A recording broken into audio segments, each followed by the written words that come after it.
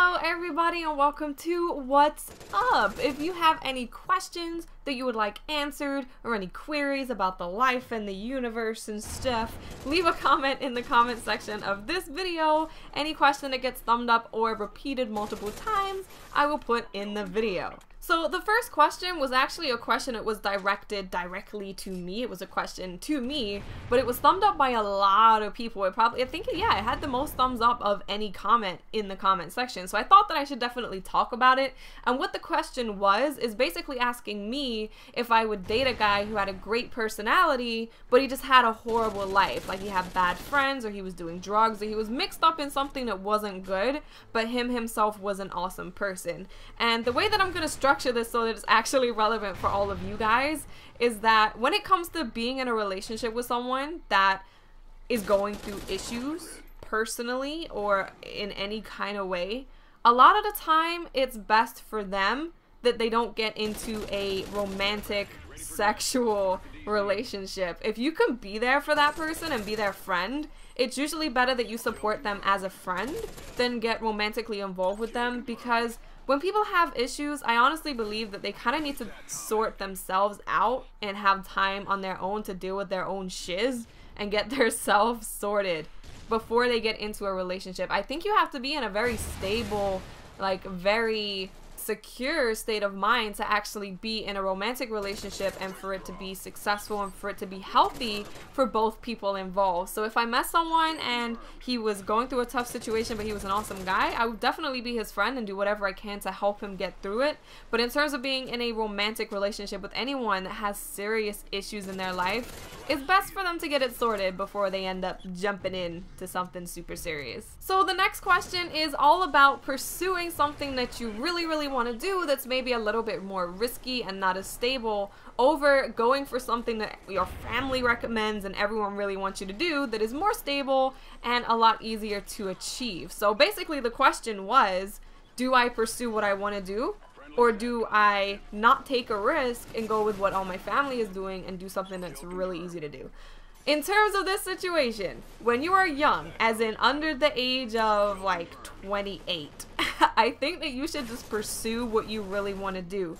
Because if you're in a situation where you're in college and you can keep on studying towards whatever it is that you do want to do and go for that career path that you're really going to enjoy, I think you should do that.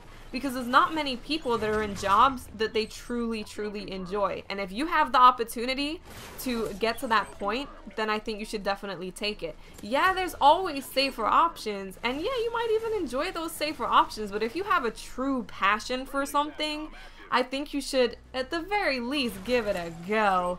Just give it a little go.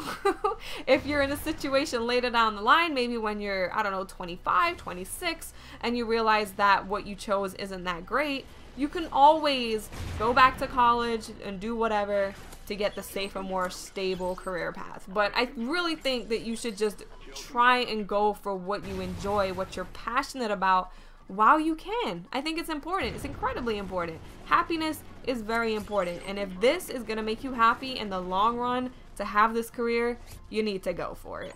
And the last question was about how to have a successful long distance relationship, and I get asked about long distance relationships a lot. It is a very frequently asked question, and it's something that I have a lot of experience with. My last relationship was a long distance relationship that was 3 years, and it was long distance like get your ass on a plane long distance, not like you get on a train for an hour, like get on a plane for 6 hours long distance.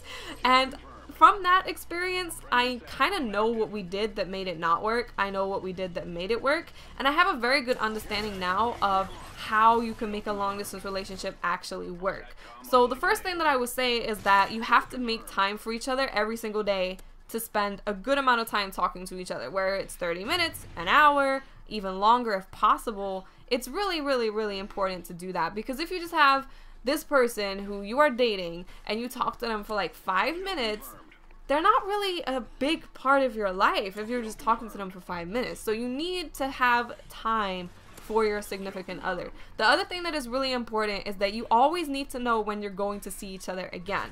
So just sit there and just chill and not know when you're going to see each other again is really unhealthy, because it creates this thing where it's like there's no end to the not being together, and there needs to be an end of the not being together. So that's really important. Another thing, final thing that I think is extremely important, is that one of you has to be fully cool with moving to where the other person is. Now, if you meet someone from a different country or really far away, wherever it is, and you start developing some kind of feelings for each other, you start going down that romantic path to Romanceville, you have to ask them, bro, are you cool with moving from where you are to somewhere else? Are you cool with leaving the country?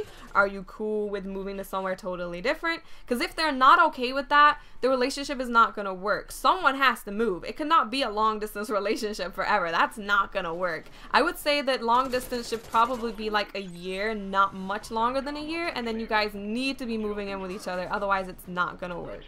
So I hope you guys found this useful and helpful. If you have any questions, don't forget to leave them in the comments section. And I love you all. You're all awesome. I'll speak to you later. Bye.